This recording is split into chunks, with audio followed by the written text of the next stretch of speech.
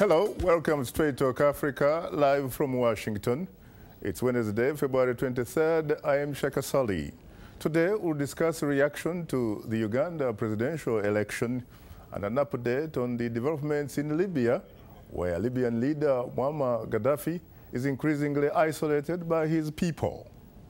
There is most certainly a democratic change in the wind, at least in North Africa. But it appears not to be blowing over the East African nation of Uganda. Voters there have apparently re-elected President Yoweri Museveni for another 5-year term. The election extends the former rebel leader's rule to 30 years, and my colleague Paul Cisco has more on the story. The people's uprising in Libya, like that in Tunisia, in Egypt, is aimed at taking down the government. A week of state violence in Libya has claimed hundreds of lives.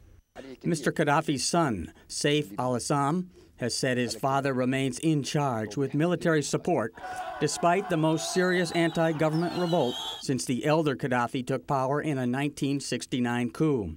A defiant Gadhafi says he will not step down and that the government will fight until the last man, the last woman, and the last bullet to stay in power. 4,000 kilometers southeast of Libya's capital city, there is a heavy military presence on the streets of Uganda's capital, Kampala, where Uganda's Electoral Commission made this declaration. The Commission declares Yoweri Kaguta Museveni elected President of the Republic of Uganda. Mr. Museveni received over 70% of the vote, with challenger Kizza Besigye getting an estimated 23%. African Union and European Union election observers say the election was compromised, marred, and unfair in favor of the incumbent. Mr. Besigye calls it rigged. An election conducted under such an environment cannot reflect the will of the people. And clearly the institutions of state charged with the management of the elections have failed our country. Armed soldiers patrolled the streets of Kampala on election day, and there are claims the ruling party paid voters to return Museveni to power. And therefore, we have taken the following decisions. One, to categorically reject the outcome of the elections.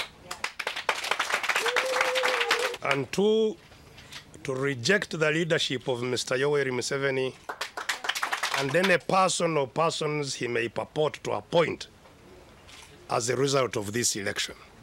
Opposition supporter Sam Anaku. Every time we're cheated, you vote, you are cheated. What is the use of voting? Are you going to vote again?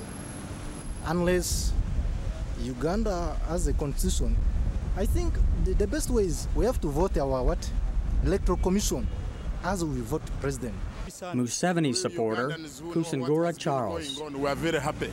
We know this has been one of the free and fair elections in Uganda since Uganda started its independence in 1962. But Rovan Davin wants change. We really need it because he has been on the power for so long well, and he has done to his level of best well. But still, to my side alone, I just wanted at least it change. The bitter campaign in Uganda comes with opposition calls for street protests if Museveni is returned to power in rigged elections. Political analyst Galumba Mutebe. I think that we are going to continue seeing President Museveni behave almost the way he has been behaving in the recent past, or for the last 25 years. We are going to continue seeing the same problems that have been bedeviling this country. High levels of corruption, the infrastructure continue to fall apart, the quality of services will continue to deteriorate or remain as poor as it is now. Because I think that this heavy mandate, unless something really has happened to turn President Museveni around or induce him to do a very deep soul searching, I don't see him changing.